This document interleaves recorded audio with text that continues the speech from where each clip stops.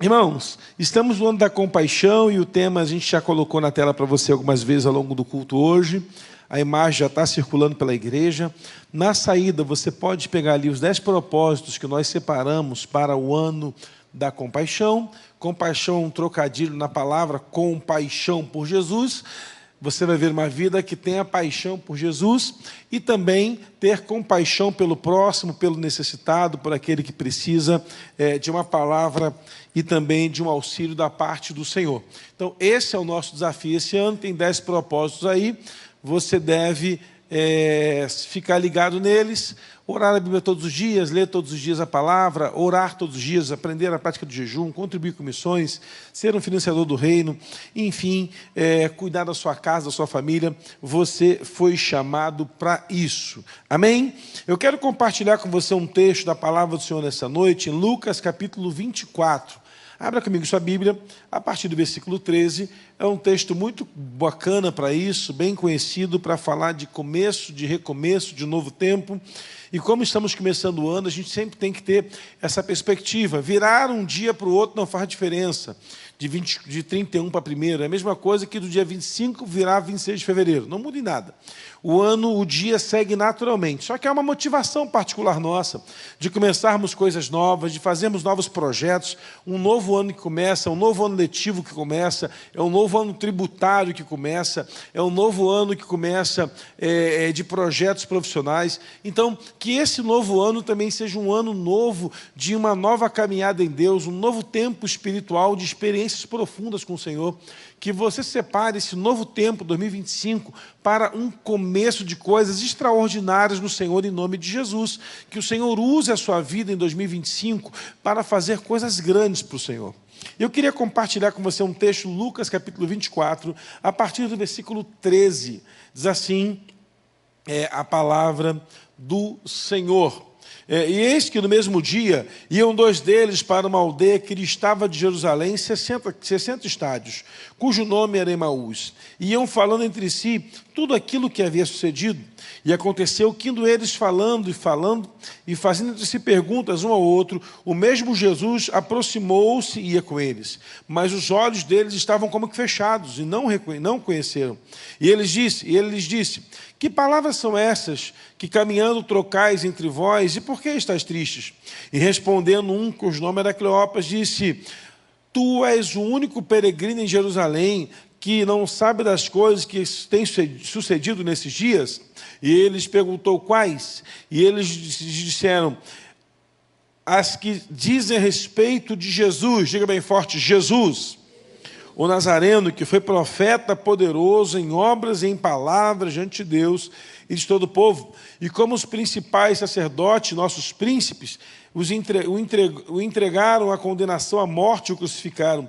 E nós esperávamos que fosse ele o que remisse Israel. Mas agora, com tudo isso, hoje já é o 3º dia em que essas coisas aconteceram. É verdade que algumas mulheres dentre nós nos maravilharam, as quais de madrugada foram ao sepulcro e não acharam o corpo, e voltaram dizendo que também tinham visto uma visão de um varão, de uma visão de um anjo, o que dizia: ele vive. E alguns que estavam conosco foram ao sepulcro e acharam ser assim como as mulheres haviam dito, porém não viram. E ele lhes disse, Jesus falando: honestos e tardios de coração, para que credes em tudo que os profetas disseram, porventura não convinha que o Cristo padecesse essas coisas e entrasse na sua glória? E começando por Moisés e todos os profetas, explicava-lhe tudo o que achava-se nas Escrituras. E quando chegaram à aldeia que iam, ele fez com que ia passar longe, mas eles os constrangeram, dizendo: fica conosco, porque já é tarde e já declinou o dia. E entrando para ficar com eles, aconteceu que, estando eles à mesa, tomando o pão, o abençoou, o partiu e deu, e abriu-se-lhes os olhos, e o conheceram, e ele então desapareceu-lhes. E disseram uns para o outro: porventura não ardia o nosso coração, quando pelo caminho nos falava, quando abri as Escrituras? E na mesma hora se levantaram e voltaram para Jerusalém, e acharam congregados os 11 que estavam ali, os quais disseram: ressuscitou. Diga aleluia. Ressuscitou verdadeiramente, o Senhor já apareceu também a Simão. Diga amém. Irmãos, esse texto é um texto bom para esse início de ano, porque fala de novos tempos, de um começo, de uma nova trajetória, de início de um novo tempo. 2 discípulos que caminharam com Jesus, eles não eram discípulos dos 12, mas estavam lá entre os 70, pelo menos assim, porque Cleopas é o mais famoso deles, o outro eu falo no final quem era, para você. E esses 2 homens, eles saem lá de Jerusalém, ordem de Jesus, fiquem em Jerusalém, e vão para Emaús, uma caminhada de uns 13, 14 quilômetros. Esses moços estão caminhando para aquele lugar, desanimados, cansados, quase que desviados da fé. Estavam desanimados porque a promessa que o Senhor Jesus fez a eles não se cumpriu. Eles não viram a promessa de Jesus se cumprindo sobre eles, embora tenham visto milagres.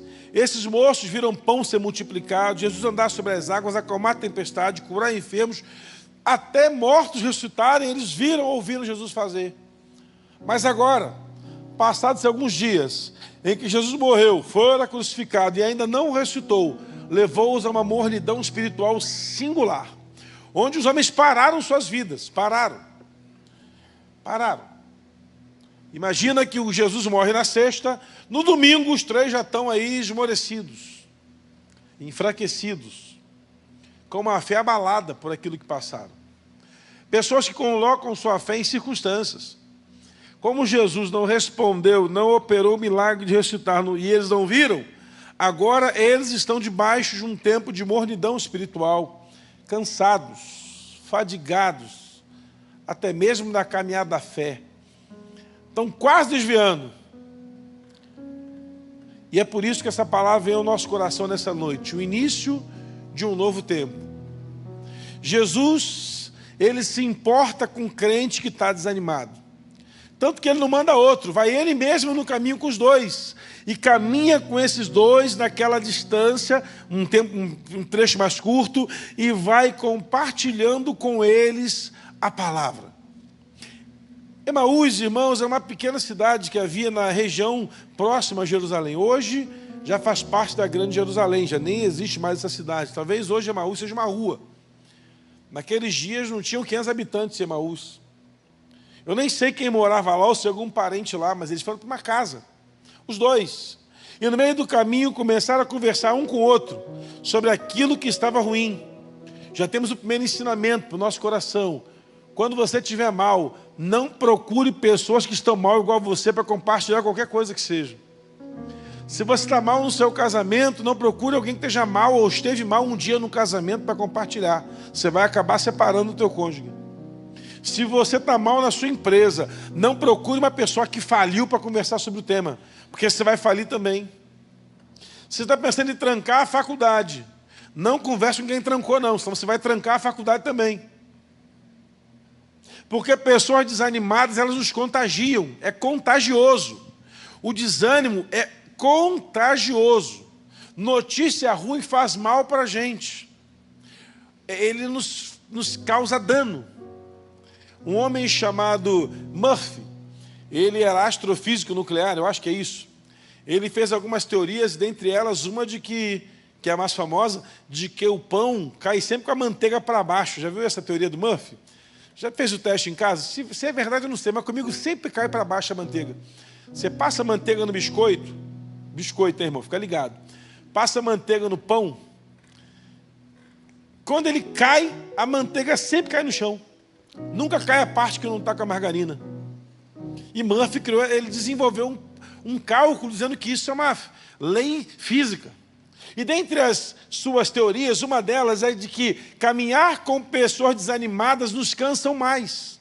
Fazer uma caminhada com quem te motiva é muito mais saudável do que com quem não te motiva. Por quê? Porque se você caminha com uma pessoa desagradável, você fica 2 vezes mais cansado que você ficaria se caminhasse com alguém que é agradável. A minha esposa, coitada, caminha comigo de vez em quando lá no parque. E ela fica 2 vezes mais cansada, porque eu vou murmurando da primeira volta até o final. A única parte boa lá é a água de coco, que eu paro para tomar. Na época do Covid, irmãos, as notícias do Covid, uma neurocientista disse que se você ouvir 5 minutos de notícia ruim, de coisas ruins na sua mente, você vai baixando diariamente a sua imunidade. Quanta gente adoeceu durante o tempo do Covid, porque ligava a televisão, era bom dia Covid, boa tarde Covid, boa noite Covid, Covid da madrugada, Covid você, tudo a ver, vale a pena ver Covid de novo. Você não lembra dessa fase? Você abriu o jornal Covid. Era uma loucura, irmão. A nossa imunidade baixa com notícia ruim. Caminhar com gente desanimada é desanimador. Então, em 25, procure caminhar com gente super motivada, meu irmão, em nome de Jesus. Gente que tem uma motivação lá em cima. Que está tudo difícil, mas está sorrindo, está cantando, está feliz, porque a sua motivação não vem da terra, vem do alto. Gente que consegue transpor dificuldades, adversidades. Agora vem os dois pelo caminho, olha que loucura. Falando de coisas ruins. E aí o próprio Jesus vai até os dois. Porque Deus se importa com gente que está desanimada na caminhada da fé. E para do lado. E pergunta assim para eles, e aí? Sobre o que vocês estão falando? Nós estamos falando, você deve ser o único que anda aqui e não sabe dos últimos acontecimentos. Jesus dá uma catucada e fala, quais? Aí eles falam, de Jesus, o Nazareno, aquele que foi profeta. Foi profeta. Gente desanimada sempre pensa no passado. Ele foi, não é mais. Nós achávamos, meu irmão, agora pensa. Os caras viram milagres ao vivo. Os caras viram milagre na frente deles. Coxo andando. Eles viram morto ressuscitar. E o que me chama a atenção é que esses camaradas já não dão mais crédito a quem Jesus era. Mas foi. Gente, tem muita gente que desanima porque vive presa no passado. Ah, que no passado era melhor. Que no meu antigo emprego era assim. Que onde eu morei foi, irmão, passou. O mundo mudou, não sei se você percebeu isso. O mundo é outro. Estamos numa nova fase, numa nova era, num novo tempo. Te dou aqui um exemplo. Nós que somos da geração dos 40 a mais. Aleluia. Irmão, teve gente aqui que não conseguiu vaga de emprego porque não tinha curso de datilografia no currículo. Lembra disso? Olha só, eu fiz curso de datilografia. E onde é que tem uma máquina? Alguém tem uma máquina de datilografia em casa que use? Você usa? Não usa, né? Não usa. Teve gente que se endividou para comprar uma máquina de datilografia elétrica da Olivetti, em 12 parcelas na Casa Bahia, lá no Ponto Frio. Olha que loucura. Gente que chegava num lugar para procurar emprego e ficava com medo, porque no currículo tinha, não tem datilografia, não serve. Aí nós evoluímos, irmãos, o mundo mudou. Nós somos para a geração do computador. E eu fiz curso de MS-DOS, database. Era um computador, eu tenho lá em casa, já doei hoje de manhã, eu falei e já foi doado. Eu tinha um computador, eu tenho lá em casa um computador, irmão, deve ser o Windows 98 dele ainda. De tanto tempo que eu não uso aquele troço.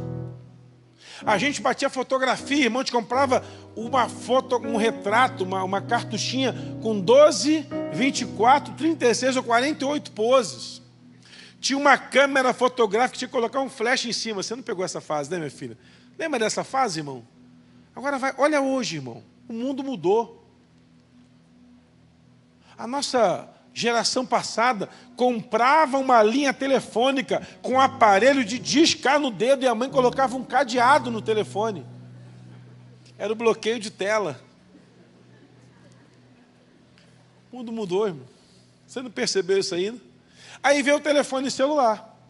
Eu fui comprar um celular na loja e o cara falou assim, ó, vai ser um novo lançamento da Nokia. Ele vai vir com o jogo da cobrinha e com lanterna. Falei, cara, como consegue colocar num celular uma lanterna e o jogo da cobrinha? O vendedor me vendeu um celular que tinha jogo da cobrinha e lanterna. Ó, o diferencial desse aparelho. Ele tem lanterna, despertador e jogo. Eu falei, esse mundo está... Aonde vai parar a tecnologia no Brasil? Como é que pode? Um telefone. Hoje, irmão, você tem um aparelho de celular na sua mão. Só falta fazer café esse negócio. O celular faz tudo, irmão. No telefone celular, o que você menos faz é ligar, né? Que hoje você quase não liga. Você quase não liga. Celular para ligar é bobagem. Faz tudo menos ligar. No telefone celular você paga a conta, gera documento, faz transferência de milhões. Faz oferta missionária de milhões. Compra patrimônio. Tudo no celular. Você lê jornal pelo telefone hoje. O mundo mudou. Mas tem pessoas que ficam assim, mas no passado, irmão, não vai voltar. O passado não vai voltar. O Senhor nos chamou para coisas novas. Eis que faço novas todas as coisas. Muitas vezes, esses dois, quando estavam esmorecendo pelo caminho, só falavam daquilo que viram e viveram. Só que Jesus aparece, para do lado, e começa uma caminhada com os dois. E ele começa a falar com eles sobre os profetas. Então, uma dica para você, quando você encontrar um crente desanimado, não fale de igreja com ele, não vai ajudar. Não fale de ministério de louvor, não fale de processo de igreja, nada disso. Fale de pastor, fale de Jesus, fale da palavra. Porque enquanto Jesus conversava com os dois, o coração deles foi se aquecendo. Nosso coração começou a arder, começou a queimar, enquanto ele falava e abriu a palavra. Então, meu irmão, o que vai trazer fogo novo a coração apagado é falar da palavra de Deus. Fale da palavra de Deus. Fale de Jesus. Fale o quanto Jesus é poderoso em sua vida. Isso é o que faz a diferença. Na história dos avivamentos, conta de um grande pregador na Escócia. Esse cara era um grande pregador e um cidadão convidou um amigo para ir ouvir o pregador.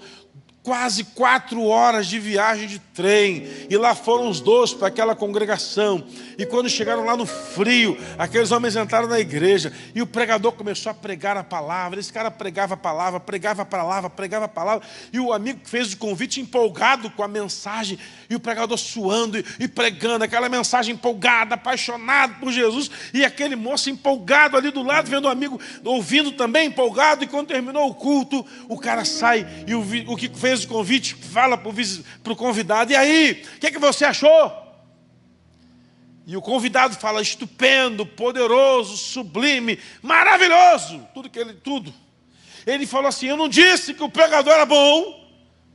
E o convidado disse, pregador, nem sei quem foi o pregador, maravilhoso é o Jesus que ele pregou. Irmão, não importa quem está pregando, importa o poder de Jesus na sua vida. O que importa quem está falando ou como está fazendo. O maravilhoso é o poder de Jesus operando para trazer fogo ao coração que estava se apagando. Como declara o profeta, o Senhor não vai deixar apagar o pavio que fumega no nosso coração. Em 2025 você vai encontrar pessoas que você vai liberar palavras sobre a vida delas, e o fogo do Senhor vai reaquecer corações em nome de Jesus. Você crê nisso, meu irmão? Deixa Deus usar a sua vida esse ano. Não pare de falar do Senhor. Esses homens viram milagre, mas milagre não sustenta a fé. Eu me lembro de nosso primeiro ministério, um senhor que apareceu dele um câncer agressivo no estômago. E eu estava orando por esse moço, e Deus falou, ore que ele vai ser curado. Eu fui lá cheio de fé, peguei o óleo da unção e falei, vou orar pelo senhor. E estava eu e um diácono da igreja, ungimos a barriga daquele camarada, oramos por ele, fui para casa, e semanas depois esse moço voltou com o diagnóstico completamente curado, transformado, não tinha mais caroço, não tinha mais nada, o estômago estava perfeito, o médico deu alta para ele, para remédio, para, está curado. Eu falei, vamos fazer um culto aqui de gratidão? Vamos. Aí ele, vamos sim, pastor, vai ser uma festa. Eu vou até acender um cigarro aqui, dá licença um minutinho. Eu falei, não, irmão, agora não pode fumar mais, você agora é crente. Não, pastor, vou largar meu cigarro, nada. Jesus curou o cidadão, ele preferiu ficar com cigarro do que com Jesus. Vai entender isso? Uma outra moça teve uma paralisia do lado direito do corpo, ninguém achava o diagnóstico. O Espírito Santo falou, demônio. Eu falei, é esse mesmo, é a especialidade da igreja. Quebrar cadeia e expulsar demônio. Fomos lá à igreja, oramos pela moça, curada.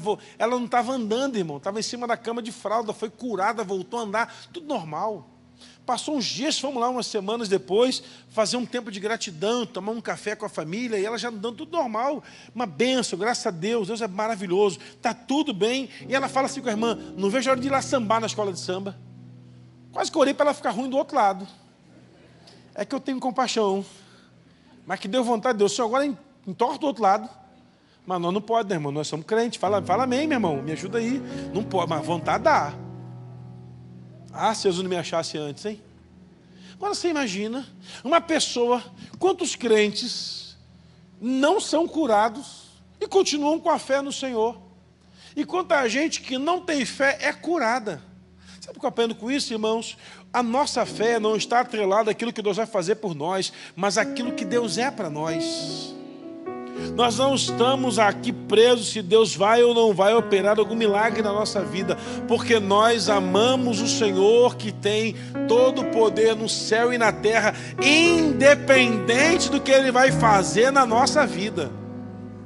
Por isso que o diabo fica irritado com o crente, que está passando às vezes num labirinto da vida, não sabe para onde vai, está no vale da sombra da morte. E o salmista fala assim, ainda que eu andasse pelo vale da sombra da morte, eu não temeria mal algum, porque o Senhor estará comigo. Esse é que faz a diferença na nossa caminhada, irmãos. Por isso que a pessoa não entende crente. Crente é meio doido mesmo. Está tudo ruim, mas está cantando louvor. Está tudo quebrado, mas está agarrado com Jesus. Está tudo descompassado, mas está em Deus. Sabe por quê? Porque ele não vive por aquilo que ele está vendo, mas por aquilo que ele crê. Porque a Bíblia diz que a fé é firme fundamento de coisas que nós não estamos vendo. A fé é isso. É desse jeito. E aí eu olho para esses dois crentes que estão andando pelas ruas, desanimados, e o próprio Jesus para do lado deles. Tinha tanta coisa para fazer, parou do lado dos dois e começou a andar pelas ruas até Emaús. Emaús, em nenhuma outra citação bíblica, Jesus foi àquele lugar, mas ele foi até Emaús para restaurar um coração que estava apagado na sua chama. Jesus nunca fez um milagre em Emaús, nunca entrou, pelo menos a Bíblia não diz, agora diz que ele vai até lá com dois desanimados. Olha como Deus se preocupa com isso. E agora, esses camaradas não foram tão importantes no discipulado? Não, talvez não tenham sido. Agora, Lucas não estava no momento, o médico que escreveu o texto. Lucas, ele narra a história de dois discípulos de Jesus que estavam sofrendo e gemendo no meio do caminho para provar para nós que o próprio Jesus se importa com quem está desanimado. Ele foi ao lado, entrou na casa, chegou juntinho com dois, e ele, à medida do caminho, a Bíblia diz que os dois ouviram da palavra, dos profetas, do poder, da restauração, e quando chegaram em casa, sentaram à mesa. Estava tudo maravilhoso. Jesus sentado à mesa com eles, os olhos deles estavam como que fechados, e Jesus pega o pão, e ele dá graças. Momento singular, pega o pão e dá graças. Assim como ele fez a multiplicação dos pães. Ele pegou o pão e deu graças, e depois partiu. E antes de ele fazer isso, ele agradece. E Jesus está com o pão levantado, dizendo, Pai, obrigado, porque tem pão para todo mundo. E os discípulos pensam, mas só tem 5. Ele não fez a conta ainda, porque não está sabendo, só tem 5. E ele dá graça pelos pães. E ele parte o pão e entrega aos discípulos. E manda que eles entreguem à multidão. Eu fico pensando, irmão, que o discípulo sai de olho fechado, cortando aquele pão. e entregando na mão de um faminto daquela multidão, e um segundo faminto, e eles pensam, são 5.000 homens, mais as esposas, mais o filho. O judeu tem muitos filhos, irmão. É 5, 6, 7 filhos, imagina, a conta é incontável. E dando pão para aquele povo todo, e distribuindo pão, e no final sobra o pão. E Jesus fala, não pode jogar nada fora, pega todos os pães, coloca no cesto e vai levar para casa. Alimentou a multidão. Jesus não alimentou a multidão quando ele deu graças, mas quando partiu o pão.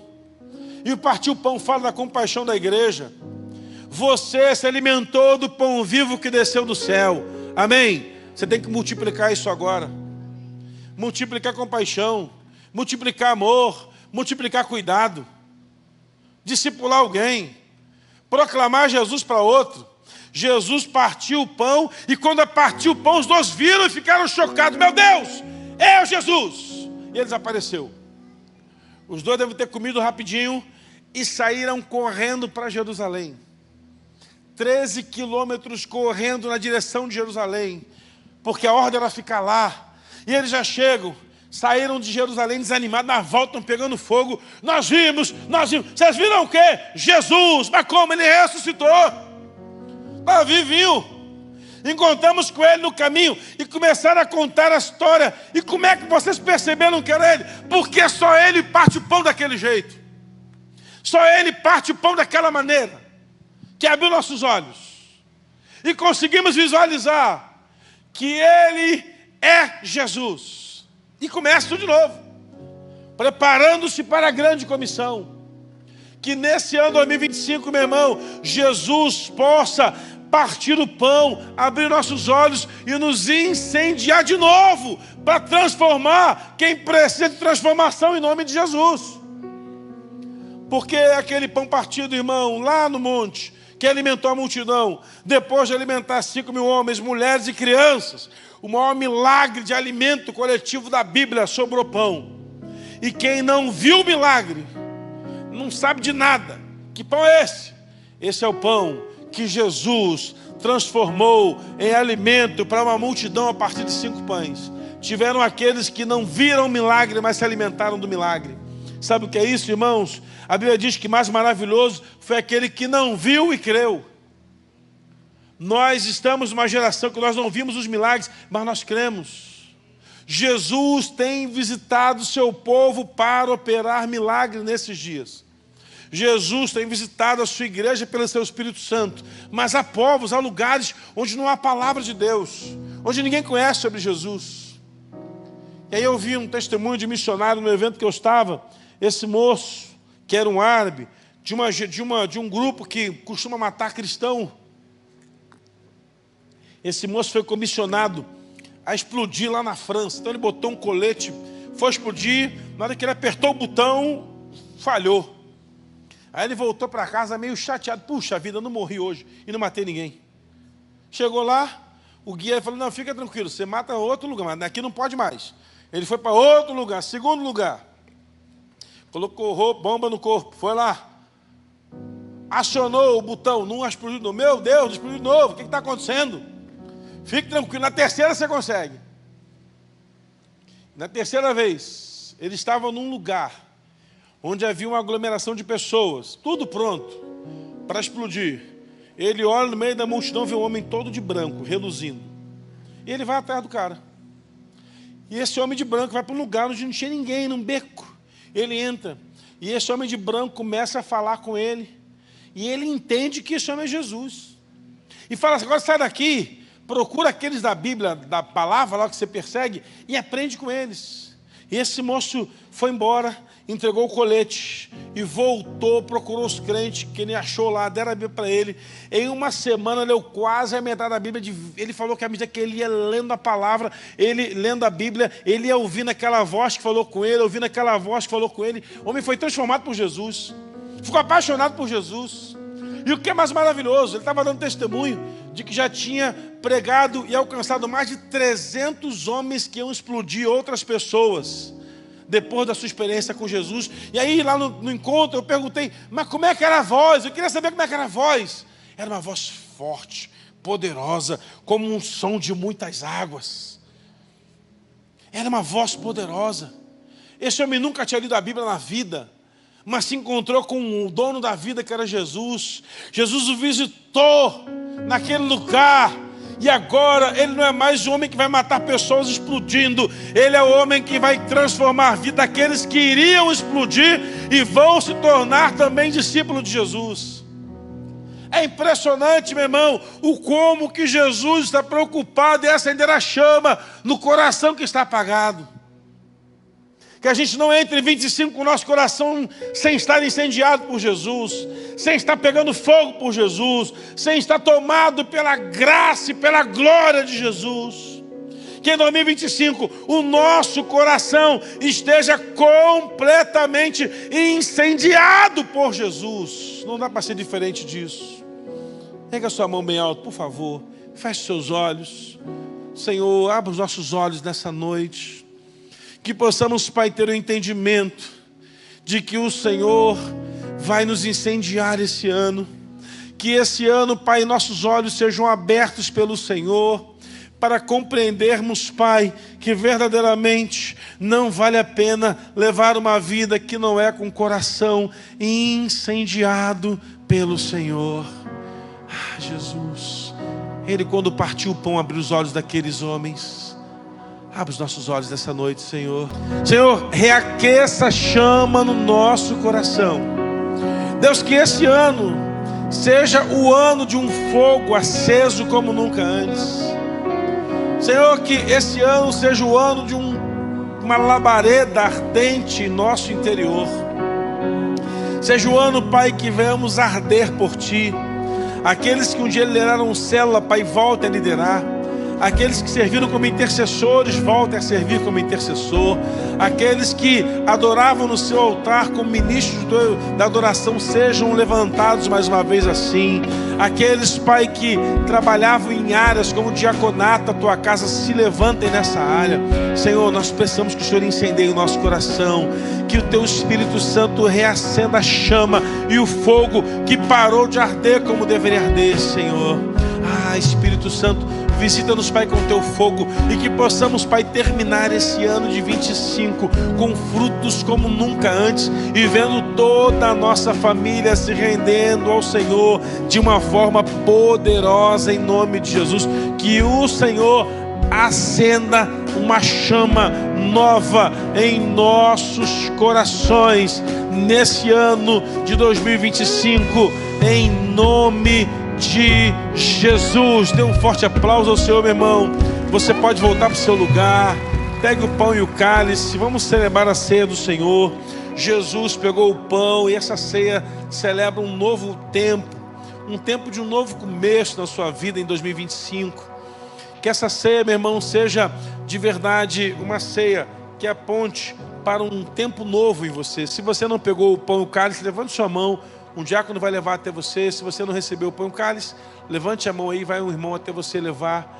Você que tem vindo à Alameda, pastor, não sou membro ainda. Você tem que se tornar membro da igreja. Você tem que estar numa célula, você tem que servir na igreja. Você tem que passar pela Casa do Oleiro esse ano. Coloque como meta na sua vida: olha, eu vou na Casa do Oleiro na 1ª de abril, já vou servir na de agosto, já vou depois servir na de outubro. Eu vou começar a fazer o curso para liderança de célula já em fevereiro. Já vou começar minha célula em junho. Eu vou começar a fazer parte do Eu Sou Atos 29. Eu vou ganhar vida para Jesus. Eu vou numa viagem missionária. Eu vou financiar projetos grandes do Senhor. Irmão, esse ano é um ano de Deus estabelecer um novo tempo para muita gente, e você não pode ficar prisioneiro esse ano a um tempo de um coração no aceso pelo fogo do Senhor. Jesus, Ele pegou o pão, partiu e disse: esse é meu corpo que é partido por vós. Fazei isso todas as vezes que comerdes em memória de mim. Em memória ao Senhor Jesus. Comamos o pão nesse momento, em nome de Jesus.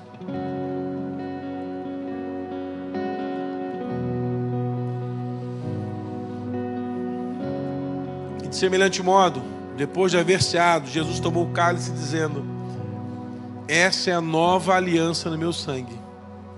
Fazei isso todas as vezes que beberdes em memória de mim. Em memória ao Senhor Jesus. Tomamos o cálice nesse momento. Senhor, nos apresentamos a Ti nessa noite, como aqueles que querem ser obreiros aprovados, que não têm do que se envergonhar. Que possamos, Pai, terminar esse ano de 25, consciente do chamado que o Senhor tem para a nossa vida como crente, como igreja, como servos do Senhor. Permita-nos, Pai, terminar esse ano de uma forma, Deus, em que apresentaremos os frutos ao Senhor de coisas grandes que fizemos e que vemos também em Ti, em nome de Jesus. Dê um forte aplauso ao Senhor, meu irmão, onde você está. Quer dizer para você, meu irmão, que o Senhor deu uma missão à sua igreja, proclamar o Evangelho, e disse que deveríamos fazer isso até que Ele voltasse. E nós participamos da ceia, porque a ceia aponta para um tempo da volta do Messias, onde Jesus voltará para buscar a sua igreja. E sabe por que a gente é feliz com isso? Porque toda vez que a gente participa do pão e do cálice, a gente declara: Senhor, estou pronto para o Senhor vos voltar para buscar a sua igreja. E nós não adoramos a Deus só porque Ele é maravilhoso. Adoramos a Ele porque muito breve Jesus no céu vai aparecer e todo joelho vai se dobrar e toda a língua vai confessar que Ele é o Senhor. Você pode dar um glória a Deus e aplaudir o Senhor? Em breve Jesus vai voltar para buscar a sua igreja. Em breve andaremos nas ruas da Nova Jerusalém. Em breve estaremos com o Senhor na eternidade. Prepare-se, igreja. O Senhor está chamando para esse tempo, tempo de fogo em nossos corações, tempo de avivamento. Que o Senhor nos transborde da sua graça, do seu favor, do seu poder, e que breve, Senhor, muito breve, possamos estar contigo na Nova Jerusalém e a igreja seja arrebatada, Senhor. Dê mais forte aplauso que você puder ao Senhor. Deus abençoe sua vida. Tenha uma semana de paz, de bênção, de milagre, de vitória, e que o Senhor possa incendiar o seu coração nesse tempo, em nome de Jesus. Deus te abençoe abundantemente. Vai em paz, irmão, em nome de Jesus. Vamos cantando esse pedacinho. Yeshua, vamos só no Yeshua.